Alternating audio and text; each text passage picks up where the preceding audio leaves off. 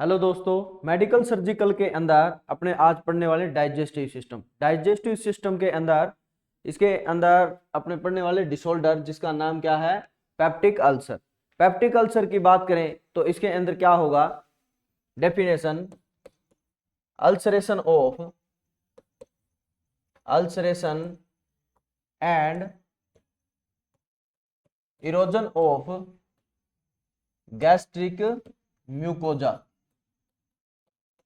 Gastric mucosa का क्या हो जाएगा, इरोजन हो जाएगा, या फिर इसमें क्या हो जाता है, अल्सरेशन हो जाता है। उसको क्या बोलेंगे, उसको बोलते हैं पेप्टिक अल्सर। मोस्ट कॉमन कहां कहां पे होगा, तो most common oesophagus, stomach, duodenum and jejunum. आगे बात समझ, ये क्या होती है, मोस्ट कॉमन साइट रहती है, इसोफेगस रहती है, स्टमक है, ड्यूडिनम है और ज्यूजिनम, किसके, पेप्टिक अल्सर की। आगे बात समझ में। इसके बाद में आगे देखो, most common peptic ulcer, most common peptic ulcer two site और टू साइट की बात करें तो इसके अंदर क्या होगा, एक तो होगा गैस्ट्रिक अल्सर एंड एक होता है ड्यूडिनल अल्सर।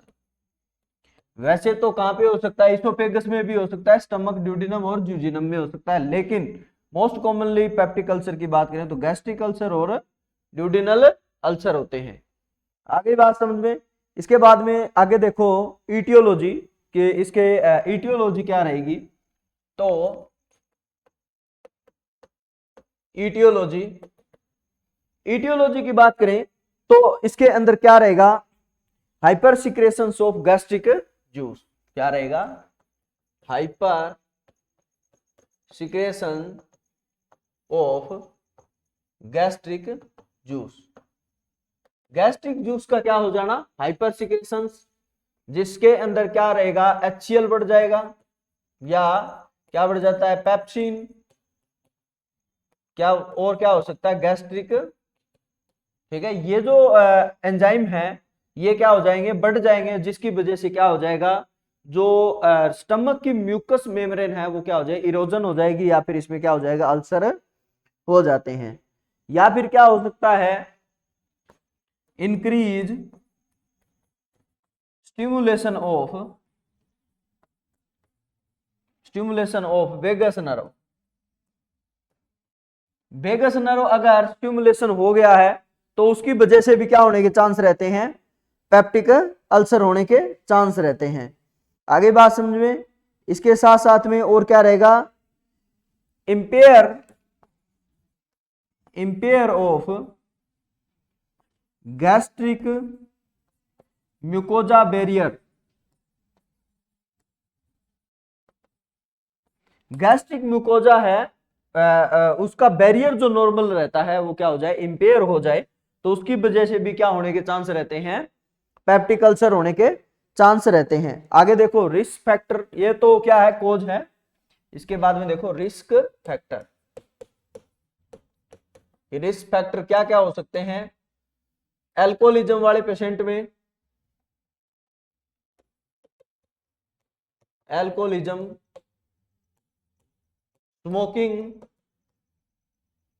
स्मोकिंग कर रहा है पेशेंट, ओबेसिटी वाले पेशेंट में, और स्टीरॉइड थेरेपी वाले पेशेंट में। स्टीरॉइड थेरेपी के अंदर क्या हो जाता है, पेप्टिक अल्सर हो जाता है। आगे बात समझ में और क्या रहेगा, जैसे अगर बात करें, एस्पिरिन हो सकती है medicine, aspirin, NSAIDs, non steroid anti inflammatory drugs. ठीक है, ये भी मेडिसिन क्या करती है, ये पेप्टिक अल्सर कोज कर सकती है। इसके साथ साथ में most common bacteria most common bacteria कौन सा रहेगा? H pylori. H pylori bacteria जो ये क्या है? ग्राम नेगेटिव बैक्टीरिया है। कैसा? ग्राम नेगेटिव बैक्टीरिया है।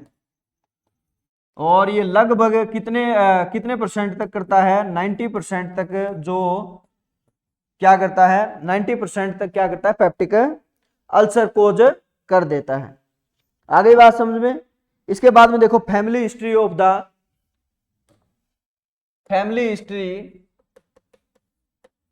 Of peptic ulcer. Peptic ulcer की क्या है? फैमिली हिस्ट्री है, उसकी वजह से भी क्या होने के चांस रहते हैं? पेप्टिक अल्सर होने के चांस रहते हैं। इसके साथ साथ में आगे देखो कर्लिंग अल्सर। कर्लिंग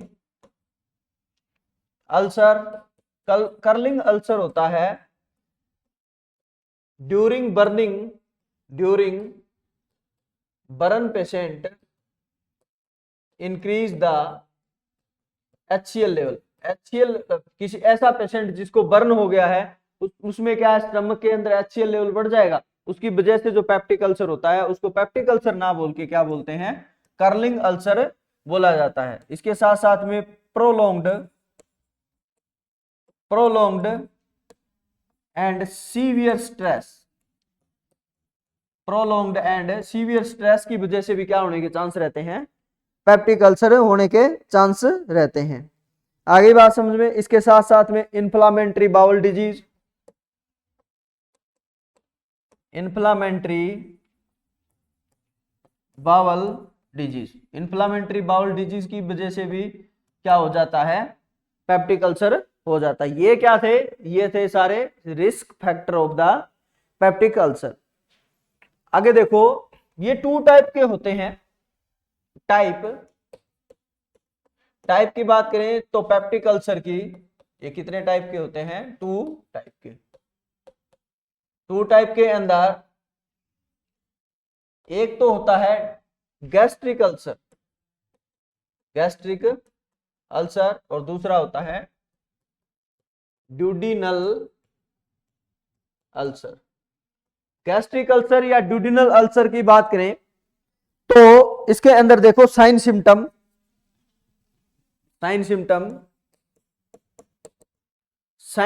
के अंदर पेशेंट को क्या रहेगा? पेन रहता है। और पेन जो रहेगा वो रहेगा शार्प पेन लेफ्ट मिड। क्या रहेगा? Sharp pain left mid epigastric region में। कौन से रीजन में? मिड एपिगैस्ट्रिक रीजन में क्या रहेगा? शार्प पेन होता है। आगे बात समझ में। और कब होगा? After eating 30 to 60 minute. After eating of meal 30 to 60 minute. खाना खाने के बाद में 30 to 60 मिनट के बाद में जो पेन होगा वो कौन से के अंदर होगा? गैस्ट्रिक अल्सर के अंदर रहेगा। आई बात समझ। हेमेटेमेसिस होगा। पेशेंट को क्या होगा?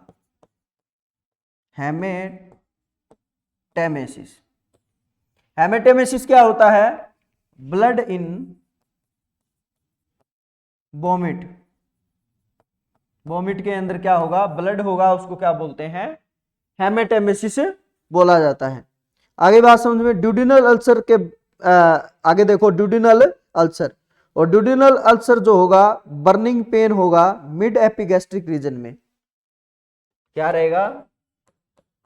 Burning pain in mid epigastric reason. और जो पेन होगा वो आफ्टर 1.5 to 2 आवर ईटिंग। खाना खाने के बाद में 1.5 से 2 घंटे के बाद में जो पेन होता है वो कौन किसके अंदर होगा? वो होगा ड्यूडिनल अल्सर के अंदर। और 30 to 60 मिनट के बाद में होगा वो कौन सा रहेगा, गैस्ट्रिक अल्सर के अंदर पेन रहता है। आगे बात समझ में। और क्या रहेगा, पेन रिलीफ, इसके अंदर क्या होगा, पेन रिलीफ आफ्टर ईटिंग, खाना खाने के बाद में ही क्या हो जाएगा, पेशेंट का पेन रिलीफ हो जाएगा। लेकिन जो गैस्ट्रिक अल्सर है ना, इसमें क्या होगा, पेन इंक्रीज आफ्टर ईटिंग, क्या होगा, पेन इंक्रीज आफ्टर ईटिंग, खाना खाने के बाद में इसमें क्या होगा, गैस्ट्रिक अल्सर में पेन ज्यादा होगा। आगे बात समझ में। इसके बाद में आगे देखो मैनेजमेंट इसका, कि क्या क्या मैनेजमेंट करते हैं। मैनेजमेंट के अंदर स्पेशली आपको ध्यान में रखना है कि administer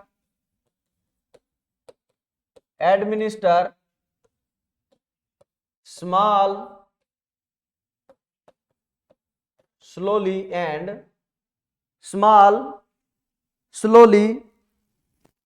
and blend diet,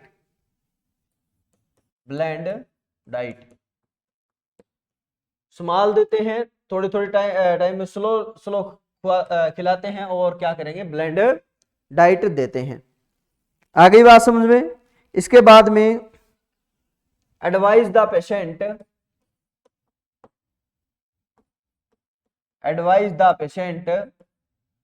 avoid smoking, alcoholism and any drug that increase HCl level, hydrochloric acid बढ़ाने वाली ऐसी मेडिसिन, और उसको क्या करेंगे, पेशेंट को एडवाइज करेंगे कि वो क्या कर दे, उसको स्टॉप कर दे। आई बात समझ में। और डॉक्टर के प्रिस्क्रिप्शन पे क्या करना होता है, स्टॉप करना होता है। इसके साथ साथ में प्रोवाइड द रेस्ट, पेशेंट को क्या करना है, बोलना है कि provide the rest and reduce stress, बताना है पेशेंट को कि स्ट्रेस को कैसे रिड्यूस करते हैं, जिससे क्या ना हो, पेशेंट को अल्सर ना हो। और रेस्ट के लिए क्या करते हैं, एडवाइज करते हैं, या पेशेंट को क्या बोल देंगे, ऐसा मतलब रेस्ट करें, ठीक है, प्रोवाइड करवा देंगे। अब देखो इसके अंदर मेडिकल मैनेजमेंट के अंदर क्या क्या देते हैं, कौन से मेडिकल मैनेजमेंट के लिए, मेडिकल मैनेजमेंट की बात करें तो इसके अंदर क्या देते हैं, H2 रिसेप्टर ब्लॉकर, क्या देते हैं, H2 रिसेप्टर ब्लॉकर। और H2 रिसेप्टर ब्लॉकर के अंदर जो मेडिसिन आती है वो आती है रेंटिटिडीन,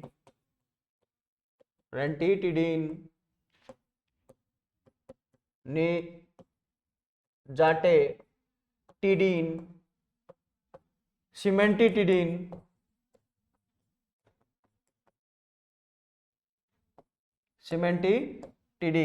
ठीक है। ये जो मेडिसिन आती है ये किसके अंदर आती है, H2 रिसेप्टर ब्लॉकर के अंदर आती है। एक होती है प्रोटॉन पंप इनहिबिटर, कौन सी होती है, प्रोटॉन पंप इनहिबिटर। और प्रोटॉन पंप इनहिबिटर की बात करें तो इसके अंदर कौन कौन सी मेडिसिन आती है, इसके अंदर आती हैं ओमेप्राजोल,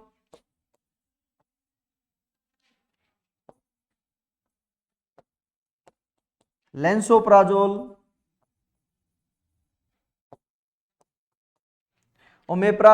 लेंसोप्राजोल, ये और कौन कौन सी आती है, पेंटाप्राजोल,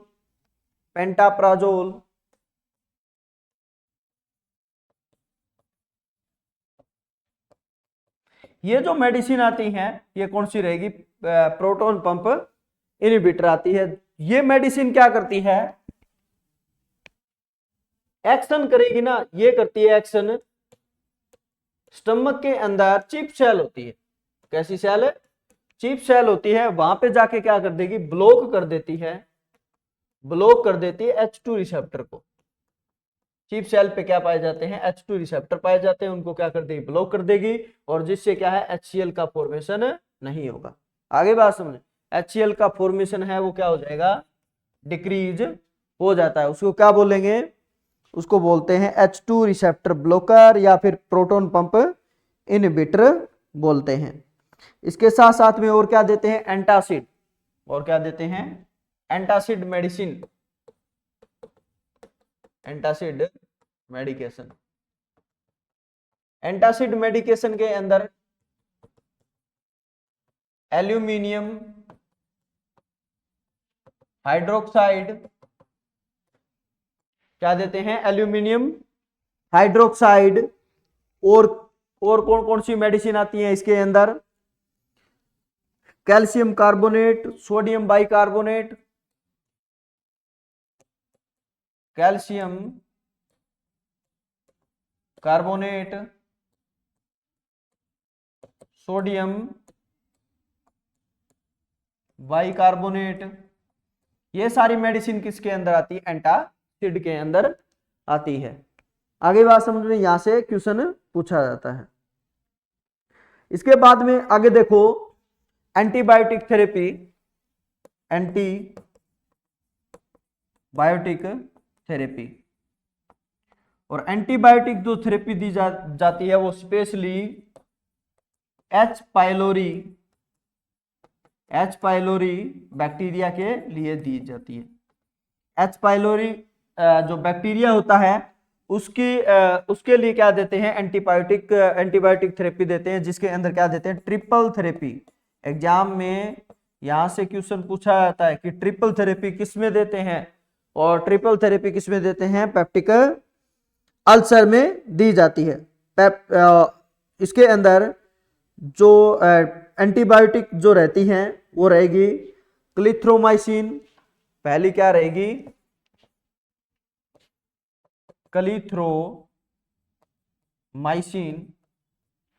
क्लिथ्रोमाइसिन। और कौन कौन सी मेडिसिन रहती है? क्लिथ्रोमाइसिन के अलावा अजिथ्रोमाइसिन। कौन सी रहेगी? अजिथ्रोमाइसिन।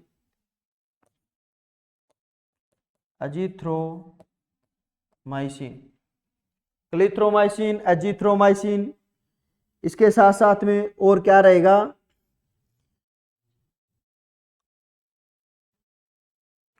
अमोक्सिसिलिन।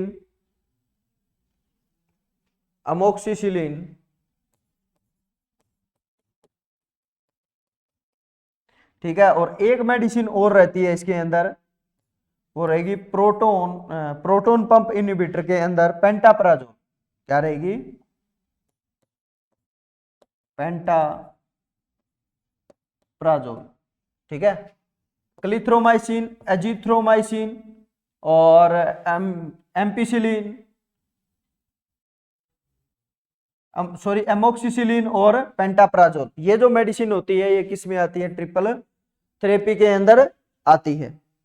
आगे बात समझ में। इसके बाद में देखो आगे अपेंडिसाइटिस। इसके बाद में बात करते हैं अपेंडिसाइटिस। अपेंडिसाइटिस की बात करें तो एक तो ये कभी कभार क्वेश्चन पूछ लेता है कि अपेंडिक्स जो होता है ये कौन से इंटेस्टाइन का पार्ट है? तो याद रखना कौन से पार्ट का है? लार्ज इंटेस्टाइन का। किसका है? लार्ज इंटेस्टाइन का पार्ट है ये।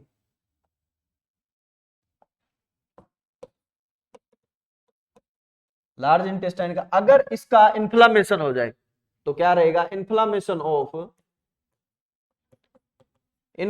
Of vermiform appendix. Vermiform appendix का क्या हो जाए? इन्फ्लामेशन हो जाए तो उसको क्या बोलते हैं? उसको बोलते हैं अपने अपेंडिसाइटिस बोलते हैं। और मोर कॉमन, ये क्या रहेगा? More common between 20 to 30 year age. 20 से 30 ईयर एज में सबसे ज्यादा क्या होता है, अपेंडिसाइटिस होने के चांस रहते हैं। इसके बाद में देखो इसका इटियोलॉजी, इटियोलॉजी क्या रहेगी,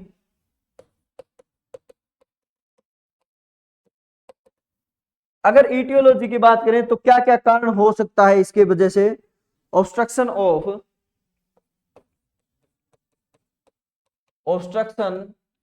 of lumen in the appendix, appendix के अंदर जो ल्यूमन होता है उसमें क्या आ जाए, ऑब्स्ट्रक्शन आ जाए। जैसे ये क्या है, ये अपेंडिक्स है और ये क्या है, लार्ज इंटेस्टाइन, और यहां पे एनएस आ जाएगा। तो ये तो गया इल्यूसिकल वाला, और ये क्या है, ये असेंडिंग कोलन, असेंडिंग कोलन है। यहां पे क्या जुड़ा रहता है, ये क्या है, अपेंडिक्स, ये क्या है, अपेंडिक्स है। और इस अपेंडिक्स के अंदर जो ये ल्यूमन है इसमें क्या आ जाए, ऑब्स्ट्रक्शन आ गया, यहां पे कोई ऑब्स्ट्रक्शन आ गया जिसकी वजह से क्या हो गया है, यहाँ पे ऑब्स्ट्रक्शन आ गया, उसकी वजह से इन क्या हो जाएगा, इन्फ्लामेशन, क्योंकि यहाँ से इसके अंदर से ब्लड सप्लाई भी तो हो रही है ना, लेयर है, तो इसमें ब्लड सप्लाई में ऑब्स्ट्रक्शन आ गया है, ल्यूमन में ऑब्स्ट्रक्शन आ गया है। या फिर क्या हो सकता है, excessive collection of fecal material, fecal matter है वो क्या हो जाए, यहाँ पे एक्सेसिव कलेक्शन होना स्टार्ट हो जाए, जिसकी वजह से क्या हो जाएगा, इन्फ्लामेशन हो जाएगा, उसको क्या बोलेंगे, अपेंडिसाइटिस बोलते हैं। आगे बात समझ में, तो ये क्या रहते हैं, कारण रहते हैं इसके। या फिर क्या हो सकता है, किंकिंग द अपेंडिक्स, अपेंडिक्स में क्या आ गया है, किंक आ गई है। किंक का मीनिंग है यहां पे क्या हो गई, चिपक गई है, ये इस दोनों साइड से क्या हो गई है, चिपक गई है, तो उसको वजह से किंक आ गई है, उसकी वजह से भी क्या होने के चांस रहते हैं, अपेंडिसाइटिस होने के चांस हो जाते हैं। कभी कभार क्या करता है, growth of bacteria in the lumen in appendix, appendix के अंदर क्या ग्रोथ करना स्टार्ट कर देता है बैक्टीरिया, जिसकी वजह से भी इन्फ्लामेशन हो जाता है। और क्या हो सकता है, swelling in the lymphoid tissue, lymphoid tissue के अंदर क्या आ गई है, स्वेलिंग आ गई है। क्यों, क्योंकि अपेंडिक्स जो है ना, ये क्या है, एक लिम्फोइड टिश्यू का क्या है, पार्ट है। किसका पार्ट है, लिम्फोइड टिश्यू का पार्ट है। तो इसके अंदर क्या आ गई है, स्वेलिंग आ गई है, और इसके अंदर लिम्फेटिक जो ऑर्गन है, या सॉरी लिम्फेटिक जो नोड है, उसके अंदर क्या आ गई है, स्वेलिंग आ गई है, उसकी वजह से भी क्या होने के चांस रहते हैं, अपेंडिसाइटिस होने के चांस हो जाते हैं। आगे देखो इसके साइन सिम्टम, क्या क्या साइन सिम्टम आते हैं। तो साइन सिम्टम की बात करें तो इसके अंदर क्या आएंगे, एक्यूट एब्डोमिनल पेन रहेगा, क्या रहेगा, acute abdominal pain in the peri umbilical area, peri umbilical area, peri umbilical area में क्या रहेगा, एक्यूट एब्डोमिनल क्या रहेगा, पेन रहेगा। इसके साथ साथ में पेन ऑन मैकबर्नी पॉइंट, क्या रहेगा, pain on McBurney point, McBurney point पे क्या रहेगा, पेन रहता है पेशेंट को।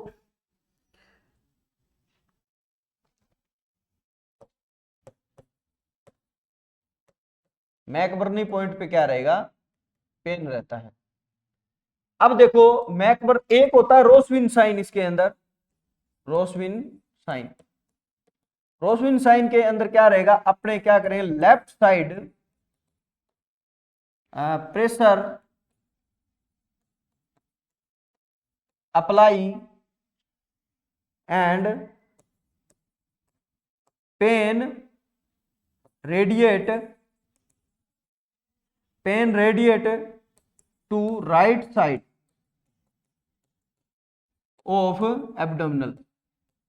एब्डोमिनल के अंदर अगर आप कौन सी साइड, लेफ्ट साइड में प्रेशर अप्लाई कर रहे हो तो ये जो पेन है ये रेडिएट हो जाएगा राइट एब्डोमिनल की साइड, तो उसको क्या बोलते हैं, रोस्विन साइन बोला जाता है। ये भी एग्जाम में पूछा जाता है कि रोस्विन साइन है ये क्या होता है और रोस्विन साइन आता किस में है। इसके साथ साथ में फीवर रहेगा, पेशेंट को चिल रहेगा, क्या रहेगा, fever, chills and tachycardia. Patient को क्या हो जाएगा, टेकिकार्डिया हो जाएगा, फीवर होगा और चिल्स, क्यों, क्योंकि पेशेंट को क्या हो गया है, इन्फेक्शन हो गया है, तो फीवर नॉर्मली सी बात है वो होगा ही पेशेंट को। और क्या रहेगा, patient lies on left lateral position, left क्या हो जाएगा, lies on left lateral position,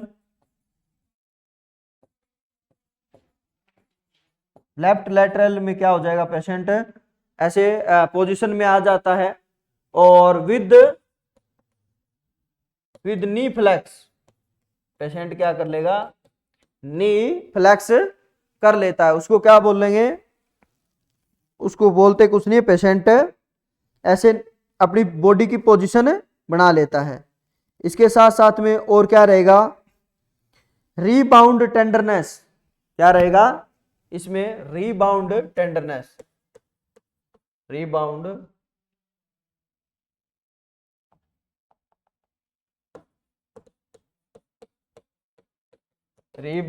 tenderness with abdominal rigidity, with the abdominal rigidity, patient को क्या रहेगी, रीबाउंड टेंडरनेस के साथ साथ में एब्डोमिनल रिजिडिटी भी रहती है। आगे बात समझे। इसके बाद में देखो मैनेजमेंट, इसका मैनेजमेंट कैसे करेंगे। मैनेजमेंट की बात करें तो इसके अंदर सबसे पहले तो अपने को क्या करना है, avoid the heat application, heat application को क्या करना है, अवॉइड करना है। अदरवाइज क्या हो सकता है, रप्चर ऑफ इन्फ्लाम्ड अपेंडिक्स, जो इन्फ्लामेशन हो गया था अपेंडिक्स के अंदर, अगर आपने क्या किया है, हॉट एप्लीकेशन दे दी है या फिर हीट एप्लीकेशन दे दी है, तो वो क्या हो सकती है, रप्चर हो सकती है। तो इसीलिए आपको क्या करना है, ये अवॉइड करना है। हीट एप्लीकेशन क्या रहता है, कॉन्ट्राइंडिकेशन रहता है। इसके साथ साथ में अवॉइड लैग्जेक्टिव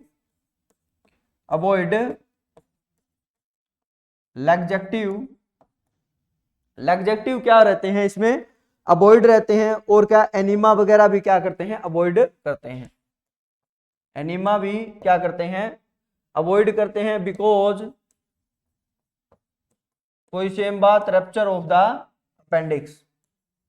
अपेंडिक्स क्या हो सकती है, रप्चर हो सकती है, इन्फ्लामेशन हो चुका है पेशेंट को, तो इसलिए क्या करते हैं, लैग्जेक्टिव हो गया, हॉट एप्लीकेशन हो गया और एनीमा हो गया, उनको क्या करते हैं, अपने अवॉइड करते हैं। Monitor sign of peritonitis,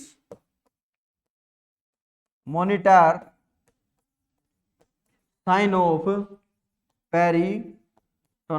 peritonitis के साइन है वो मॉनिटर करने होंगे आपको। और इसके क्या क्या साइन रहते हैं, तो fever, chills, nausea, vomiting, abdominal pain. Patient को ऐसे अगर साइन आ रहे हैं तो आपको क्या करना है, ऑब्जर्व करना है। पहला टेंडरनेस, प्रोग्रेसिव टेंडर, पेलरनेस,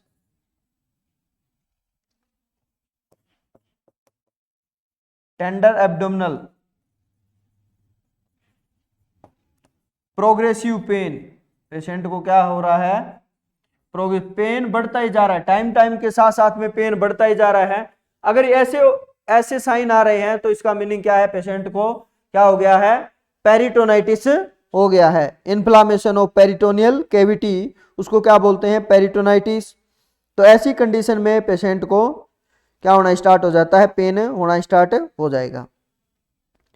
इसके बाद में और क्या क्या मैनेजमेंट करेंगे, एडमिनिस्टर एंटीबायोटिक, क्या करेंगे, administer the antibiotic, antibiotic administer करेंगे to prevent the infection, to prevent the infection, infection से क्या करवाते हैं, प्रिवेंट करवाते हैं। क्या देंगे, एंटीबायोटिक दे देते हैं।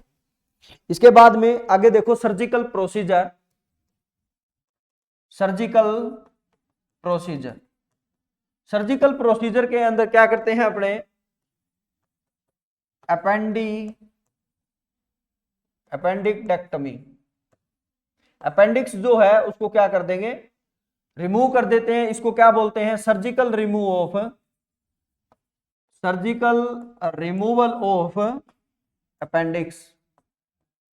वर्मीफॉर्म अपेंडिक्स मैंने बताया था, उसका इन्फ्लामेशन अपेंडिसाइटिस, और अगर इसका अगर ऑपरेशन करना है या फिर सर्जिकल ऑपरेशन करना है तो अपेंडेक्टमी, ठीक है। अपेंडिक्स को क्या करते हैं, सर्जिकल रिमूव कर दिया जाता है। आगे बात समझे। इसके बाद में और क्या करेंगे, पेशेंट को क्या करें, राइट साइड क्या देते हैं, पोजीशन देते हैं, और सेमी फाउलर भी पोजीशन देते हैं। Provide the right side position and semi Fowler position, semi Fowler position to comfort the patient, to comfort the patient, patient क्या हो, कंफर्ट हो उसके लिए कौन सी पोजीशन देते हैं, राइट साइड या फिर सेमी फाउलर पोजीशन दे देते हैं। इसके साथ साथ में और क्या करना पड़ेगा, अप्लाई आइस पैक, अप्लाई क्या करेंगे, apply ice pack,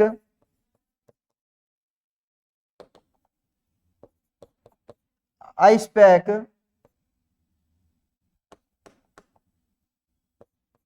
ice pack क्या करेंगे, अप्लाई करेंगे with in duration of 20 to 30 minute. Ice pack जो अप्लाई करते हैं वो 20 से 30 मिनट ही अपने अप्लाई करते हैं, बाकी नहीं करते हैं, क्योंकि जिससे क्या उसके रिलीफ पेन एंड इन्फ्लामेशन, किससे प्रिवेंट करवाने के लिए, relief pen and inflammation, inflammation और पेन को रिलीफ करवाने के लिए आपको क्या करना पड़ेगा, पेशेंट को आइस पैक अप्लाई करना पड़ेगा। कितने टाइम तक, 20 से 30 मिनट तक। आगे बात समझ में। इसके बाद में देखो और क्या क्या करते हैं, एम्बुलेशन करवाते हैं पेशेंट को, ambulation the patient, ambulation the patient for after second day of surgery, surgery के सेकेंड डे के बाद भी क्या करवाते हैं, पेशेंट को एम्बुलेशन करवाया जाता है। आगे बात समझ में। तो आज के लिए बस यहीं तक ये क्लास रहेगी, उसके बाद में नेक्स्ट टॉपिक पढ़ेंगे। Thank you.